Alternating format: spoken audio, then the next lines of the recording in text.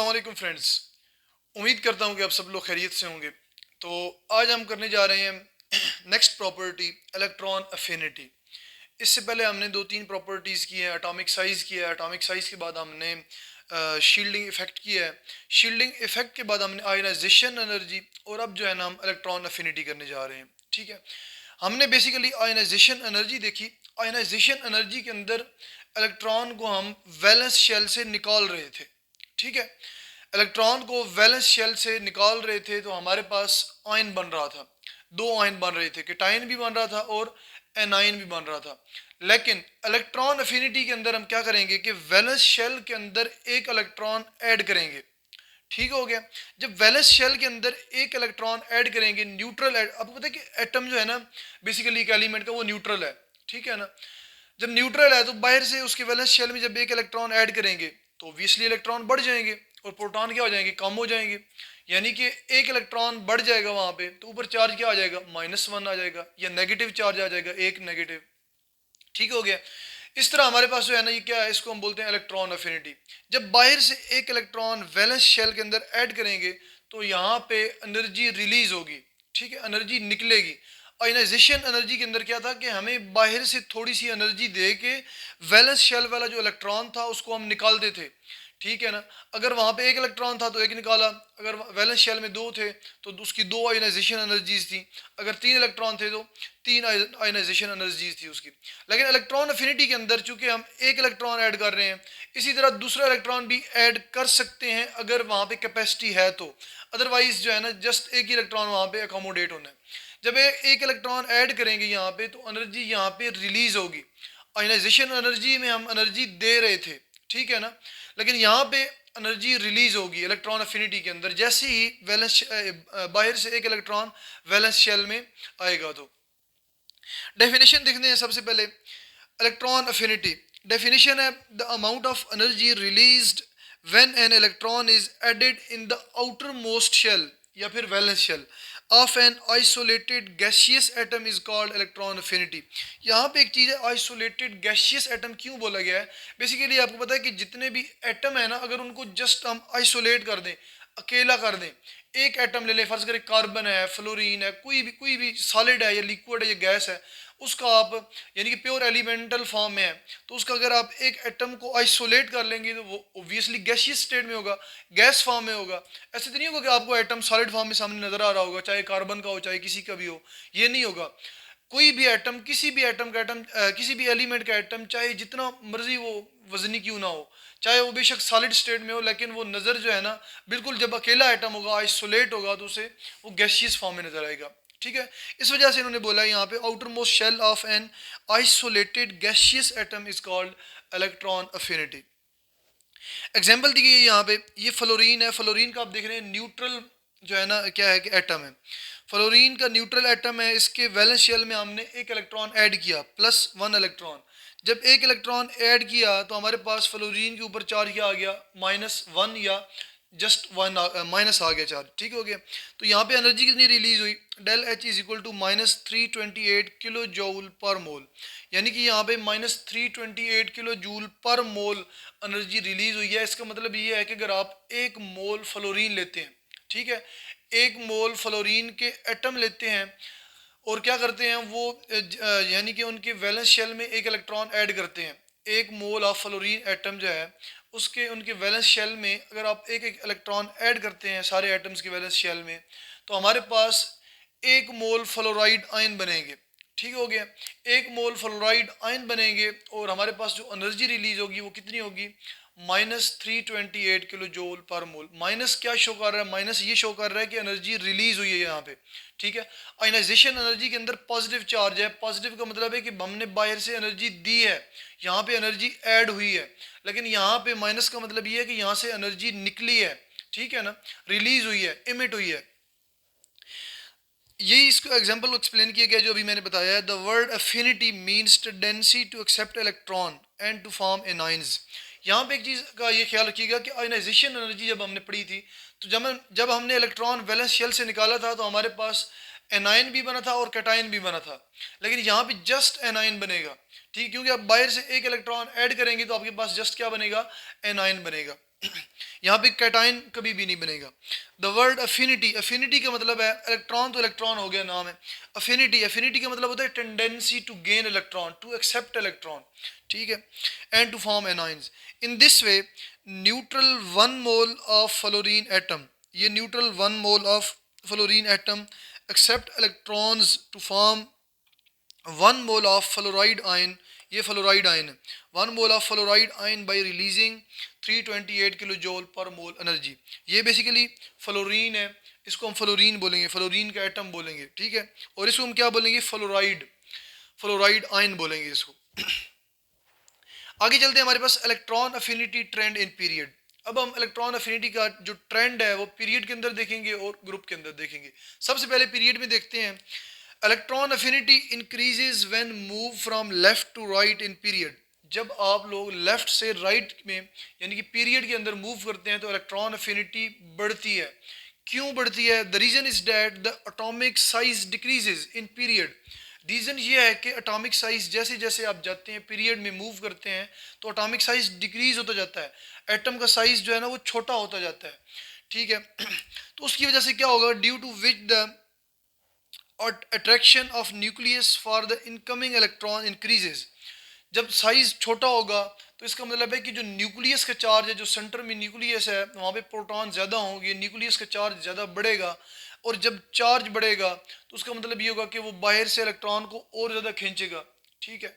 तो जब इलेक्ट्रॉन बाहर से जब हम ऐड करेंगे वो इतना ज़्यादा न्यूक्लियस से अट्रैक्ट होगा, जब वो जितना ज़्यादा अट्रैक्ट होगा इतनी ज़्यादा एनर्जी निकलेगी वहाँ से। तो इस वजह से जो है ना इलेक्ट्रॉन अफिनिटी क्या होती है, बढ़ती जाती है जैसे जैसे आप लेफ़्ट टू राइट मूव करते हैं, यानी कि एनर्जी इतनी ज़्यादा रिलीज होगी जैसे जैसे आप पीरियड में मूव करेंगे। यहाँ पे नीचे एग्जांपल दी है, अच्छा, it means more attraction for the electron more energy will be released. जितनी ज़्यादा इलेक्ट्रॉन के लिए अट्रैक्शन होगी न्यूक्लियस की इतनी ही ज़्यादा वहाँ से एनर्जी निकलेगी। एग्जांपल दी हुई है सेकंड पीरियड की, लिथियम का एटॉमिक नंबर 3, आगे beryllium, boron, carbon, nitrogen, oxygen, fluorine and neon. ये क्या है कि हमारे पास पीरियड है जिनका एटॉमिक नंबर कॉन्टीन्यूसली बढ़ रहा है। Electron affinity kilo joule per मोल में हमने देखनी है। लिथियम की -60 है, आगे बेरिलियम की यहाँ पे -70 है, तो अच्छा सॉरी ये -70 नहीं है, यहाँ पे बेसिकली ये लेसर देन ज़ीरो है, ठीक है। यहाँ पे -60 है, यहाँ पे ज़ीरो से क्या है, कम है, लेस देन ज़ीरो है। आगे बोरॉन की -29 है, कार्बन की -122 है, आगे नाइट्रोजन की यानी कि एकदम ज़ीरो हो गई, कम हो गई अचानक से। आगे फिर हमारे पास ऑक्सीजन है, ऑक्सीजन की फिर से जो है ना वो बहुत ज़्यादा एनर्जी रिलीज हुई, -141 किलो जूल पर मोल। और आगे फ्लोरीन को देखें तो वो -328 किलो जूल पर मोल। और आगे नियॉन जो है ना उसकी ज़ीरो है, उसका रीज़न ये है कि उसके वैलेंस शेल कंप्लीट है, वहाँ पे इलेक्ट्रॉन ने आना ही नहीं है तो एनर्जी रिलीज ही नहीं होनी वहाँ पे, तो वहाँ पे उसका ज़ीरो का मतलब ये है, ठीक हो गया। अच्छा यहाँ पे एक और चीज़ बता दूँ, यहाँ पे माइनस का मतलब ये नहीं है कि ज़ीरो से कम है, ये चीज़ यानी कि जेन से निकाल दें। यहाँ पे माइनस का मतलब ये नहीं है कि ये ज़ीरो से कम डिजिट है, इसका मतलब ये है कि ये एक्सोथर्मिक रिएक्शन है, यहाँ से एनर्जी रिलीज हो रही है, ठीक है। जब भी एनर्जी केमिस्ट्री के अंदर हम एक टर्म यूज़ करते हैं एक्सोथर्मिक और एंडोथर्मिक। एक्सोथर्मिक में जो है ना एनर्जी जब भी रिएक्शन कोई करवाएं आप, इस तरह ये रिएक्शन हुआ है, एनर्जी रिलीज हो, एनर्जी निकले वहाँ से, तो उसे हम एक्सोथर्मिक रिएक्शन बोलते हैं, ठीक हो गया। और अगर हम जो है ना यानी कि एनर्जी ऐड हो बीच में, अगर कोई रिएक्शन आप करवा रहे हैं, बाहर से एनर्जी दे रहे हैं, हीट दे रहे हैं उसको, तो वो बेसिकली एंडोथर्मिक रिएक्शन उसको बोलते हैं, और उसके साथ हम प्लस का साइन लगाते हैं। और एक्सोथर्मिक में हम माइनस का साइन लगाते हैं, या फिर हम जो है ना जब एनर्जी रिलीज होती है उसके साथ हम माइनस का साइन लगाते हैं। ये माइनस और प्लस जस्ट साइन है, इनको जो है ना रियलिटी में जो आप मैथ के अंदर कंसिडर करते हैं वो चीज़ें नहीं है, ठीक है। ये चीज़ जेन से निकाल दीजिएगा। तो अब देखिए ये एनर्जी जो है ना -122, ये आगे 141, 328, ये बढ़ती जा रही है। माइनस का सिंबल तो जस्ट इतना शो कर रहा है कि ये एक्सोथर्मिक रिएक्शन है। आगे चलते हैं, इलेक्ट्रॉन अफिनिटी ट्रेंड इन ग्रुप्स। नेक्स्ट है हमारे पास इलेक्ट्रॉन अफिनिटी ट्रेंड इन ग्रुप। अब हम ग्रुप के अंदर इलेक्ट्रॉन अफिनिटी का ट्रेंड देखने लगे हैं। Basically electron affinity decreases when we move from top to bottom in a group. जब आप ग्रुप में ऊपर से नीचे आते हैं, टॉप से बॉटम की तरफ आते हैं, तो इलेक्ट्रॉन अफिनिटी क्या होती है, कम होती जाती है, डिक्रीज होती जाती है। रीज़न क्या है उसका? The reason is that the atomic size increases down the group.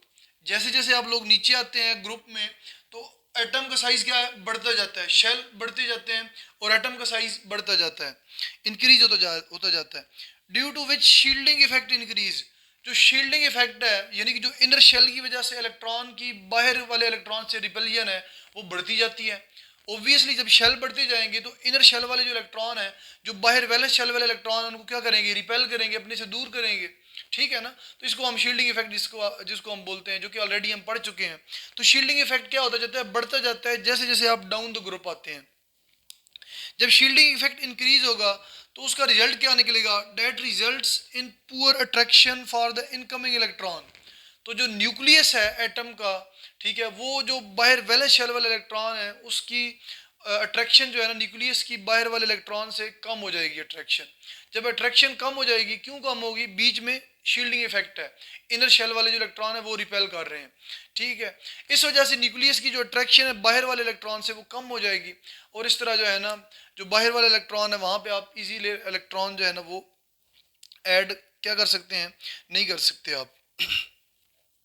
That results in poor attraction for the incoming electron. For example, fluorine है, फ्लोरीन की -328 है, आगे क्लोरीन है, क्लोरीन की -349 किलो जूल पर मोल है। अब यहाँ पे थोड़ी सी डेविएशन है, ठीक है, -349 यानी कि बढ़ गई है फ्लोरीन से, हालांकि कम होनी चाहिए थी। तो यहाँ पे कुछ फैक्टर्स और भी होते हैं जो कि आपको पता है केमिस्ट्री के अंदर कोई एक फैक्टर नहीं है, बहुत सारे फैक्टर होते हैं जो एट अ टाइम, एक ही टाइम में एक ही चीज़ के ऊपर लग रहे होते हैं। ठीक है, तो उनमें से हम डोमिनेट जो फैक्टर होता है वो देखते हैं बेसिकली। तो ये सारी चीज़ें जो है ना ये हायर लेवल की हैं, तो इस वजह से यहाँ पे मैं जो है ना आप लोगों को मजीद डेप्थ में नहीं लेके जा रहा, अपने टॉपिक पे ही जो है ना वो खड़ा हूँ।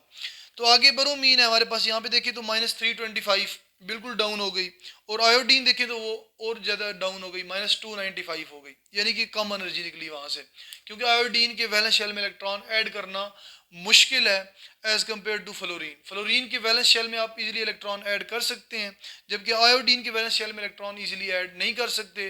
क्यों? क्योंकि आयोडीन का साइज़ बड़ा है, इनर शेल वाले जो इलेक्ट्रॉन है वो क्या करते हैं? शील्डिंग इफेक्ट क्रिएट करते हैं। तो जो न्यूक्लियस है उसकी बाहर जो वैलेंस शेल वाले इलेक्ट्रॉन है उनसे अट्रैक्शन क्या हो जाती है? कम हो जाती है। तो इस वजह से बाहर इलेक्ट्रॉन ऐड करना मुश्किल हो जाता है। तो ये हमारे पास जो है ना आज इलेक्ट्रॉन अफिनिटी हमने डिस्कस किया डिटेल में। तो अगर मज़ीद जो है ना आप लोगों को इसकी समझ नहीं आई तो कोशिश करें कि इसको दोबारा देखें प्ले करके। आप लोगों को अगेन बता रहा हूँ कि ये सारी चीज़ें तभी समझ आएंगी जब आप लोग शुरू से लेक्चर लेते आएंगे। अब आप लोगों को शुरू से एनाइन का कॉन्सेप्ट, कैटाइन का कॉन्सेप्ट और बहुत सारी चीज़ें जो है ना बीच में बोलता रहता हूँ, तो ये सारी चीज़ों का कॉन्सेप्ट ऑलरेडी मैंने दिया हुआ है। तो अगर आप लोग शुरू से पढ़ेंगे तो सारे कॉन्सेप्ट आप लोगों के माइंड में होंगे, तो ये चीज़ें तभी समझ आएंगी 100%। अगर आप लोग डायरेक्ट इस पे आते हैं तो मे भी आप लोगों को समझ ना आए। मैं आप लोगों को बार बार इसीलिए कह रहा हूँ कि क्योंकि आप लोग जो है ना वो शुरू से मोस्टली बच्चों को जो है ना 9th-10th में वो रट्टे की बेस पे लाया जाता है। ठीक है ना, बच्चों को डेफिनेशन लिखवा दी जाती हैं, बच्चे डेफिनेशन जो है ना याद कर लेते हैं, रट्टा मार लेते हैं, तो उनको समझ नहीं आती फिर। तो अभी आप लोग जो है ना जैसे जैसे यानी कि डीप कॉन्सेप्ट से एक्सपोज होते जा रहे हैं, यानी कि आप लोगों को कॉन्सेप्ट जो है ना जैसे जैसे आप लोगों को कॉन्सेप्ट की तरफ मैं ला रहा हूँ तो आप लोगों को थोड़ी सी मुश्किल होगी। लेकिन क्या है कि अगर आप लोग शुरू से यानी कि मेरे जितने भी लेक्चर हो चुके हैं उनको डिटेल से देखेंगे, बार बार सुनेंगे उनको, तो इंशाल्लाह आप लोगों को जो है ना वो सारी समझ आ जाएगी, सारे कॉन्सेप्ट टाइम के साथ साथ क्लियर होते जाएंगे। तो इसी के साथ ही मैं अपना लेक्चर एंड करता हूँ। इंशाल्लाह मिलते हैं नेक्स्ट लेक्चर में। तो बहुत सारा ख्याल रखिएगा अपना। ओके, अल्लाह हाफिज़।